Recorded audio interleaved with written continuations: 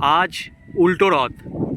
এই উল্টো রথে পূর্ব বর্ধমানের জৌগ্রাম অঞ্চল থেকে বেশ কিছুটা দূরে কুলিন গ্রাম, যেই কুলিন গ্রামে ভক্ত কবি মালাধর বসুর জন্মস্থান এবং এখানেই শ্রী শ্রী চৈতন্যদেব মহাপ্রভু এসেছিলেন এবং জবন হরিদাসকে এখান থেকে পুরীর উদ্দেশ্যে নিয়ে গিয়েছিলেন।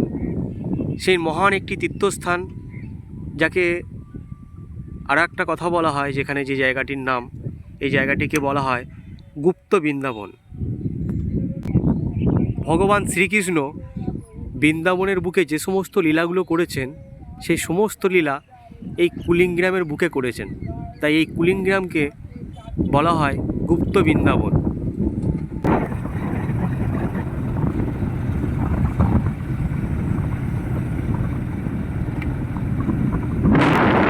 আমরা এখন সেই কুলিনগ্রামের উদ্দেশ্যে রওনা দিয়েছি।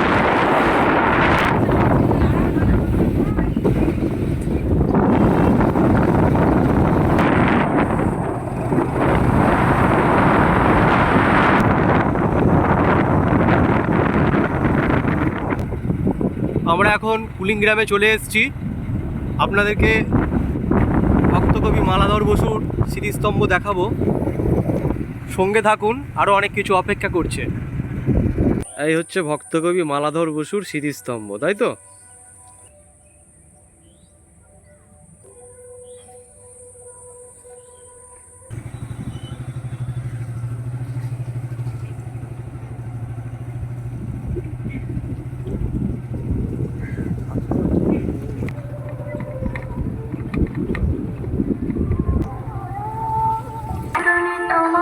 এই হচ্ছে কুলিনগ্রামের উল্টো রথ।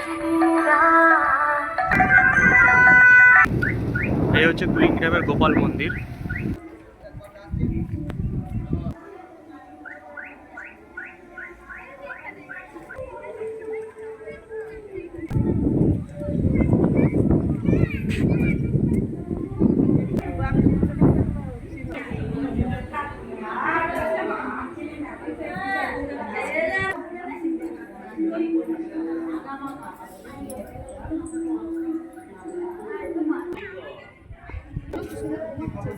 গোপালের মন্দিরের দর্শন হলো, এবার গোপাল দিঘির দর্শন। প্রকৃতির কত সুন্দর খেলা।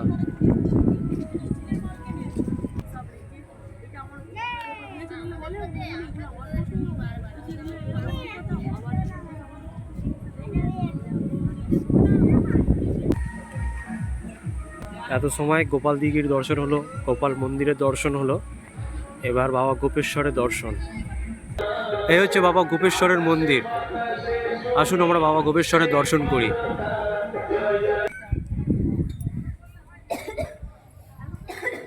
এই হচ্ছে বাবা গোপেশ্বর। আর বাবা গোপেশ্বরের মন্দিরে ভেতরে একটি অষ্টধাতুর প্রাচীন মূর্তি।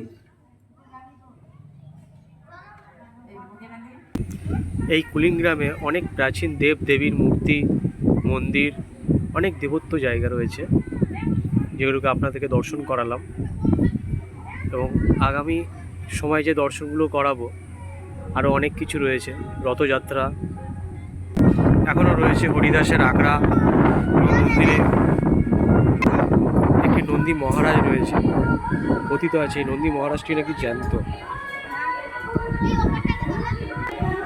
অনেকেই নন্দী মহারাজকে নিয়ে যাওয়ার চেষ্টা করেছে, কেউ আজ পর্যন্ত নিয়ে যেতে পারেনি নন্দী মহারাজকে। এই ভিডিওটা বাবা গোপেশ্বরের এখানেই শেষ করলাম। এর পরবর্তী ভিডিওতে আমরা দেখাবো হরিদাসের আখড়া এবং আমাদের রথযাত্রা। আজ উল্টো রথ, সেই উল্টো রথের দৃশ্য আপনাদেরকে দেখাবো। যদি ভিডিওটি ভালো লাগে, লাইক, কমেন্ট ও শেয়ার অবশ্যই করবেন। ধন্যবাদ।